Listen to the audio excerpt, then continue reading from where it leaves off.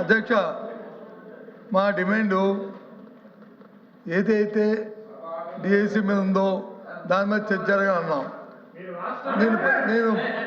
నేను ఒక విషయాన్ని తమ దృష్టి తీసుకొస్తాను.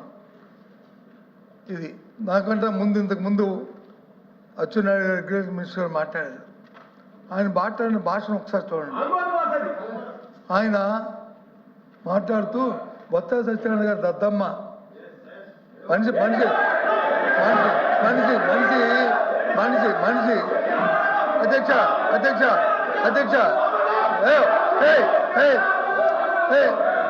అధ్యక్ష అధ్యక్ష మనిషి మనిషి మనిషి పెరిగితే బుద్ధి రాదు.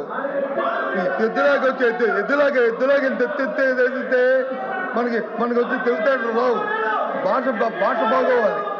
ఎవడు దద్దమ్మో ఎవడు అమ్మోతులో ఉన్నాడు, ఎవడు ఉన్నాడు, ఎవడు పరిపాలన చేస్తాడు, ఏ రైతులు వచ్చి ఎరువులు లేక వస్తున్నారు, ఏ రైతులు ఇబ్బంది పడతారు రాష్ట్రంలో.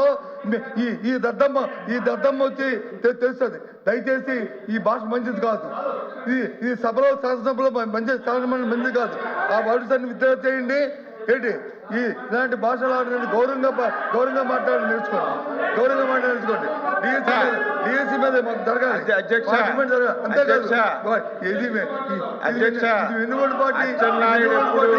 అచ్చెన్నాయుడు ఎప్పుడు అన్పార్లమెంట్ మాట్లాడదు అధ్యక్ష.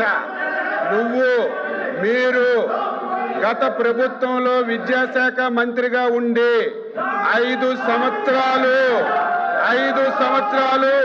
19, 20, 21, 22, 23, 24 అని 5 సంవత్సరాలు లక్షల మంది యువకులను అధ్యక్ష డిఎస్సి పెడతామని చెప్పి ఆశ చూపి డిఎస్సి పెట్టలేదు. ఆ రోజు విద్యాశాఖ మంత్రిగా ఉండి మీ గొడ్డల పార్టీ అధ్యక్షుడిని కనీసం చెప్పలేని వ్యక్తిని ఏమనాలి మీరే చెప్పండి అధ్యక్ష. నేను మీరు ఎరువులు అంటున్నారు, వ్యవసాయం అంటారు. దేని మీదైనా ఈ 2 సంవత్సరాల్లో వ్యవసాయ అనుబంధ రంగాలు ఏ శాఖ అయినా మీ పాలన మా పాలన చర్చించడానికి ఎన్ని రోజులైనా సిద్ధంగా ఉన్నాం. దద్దమ్మ అనేది అన్పార్లమెంట్ అయితే చెప్పండి అధ్యక్ష. దద్దమ్మ అనేది అన్పార్లమెంట్ అయితే చెప్పండి, క్షమాపణ చెప్తాను, నాకేం అభ్యంతరం లేదు. చేతకాని వాళ్ళని దద్దమ్మలు అంటారు. మీరు విద్యాశాఖ మంత్రిగా ఉండి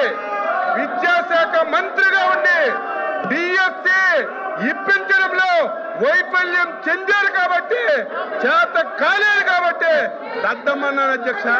ఇది అన్పార్లమెంట్ కాదు. అన్పార్లమెంట్ అయితే చెప్పండి. నా పర్సనాలిటీ గురించి మాట్లాడుతున్నావు. నువ్వు సచ్చినా కాలు కిందకు పెట్టి తలపైకి పెట్టినా నా పర్సనాలిటీ నీకు రాదు సత్యనారాయణ. నా పర్సనాలిటీ నీకు రాదు.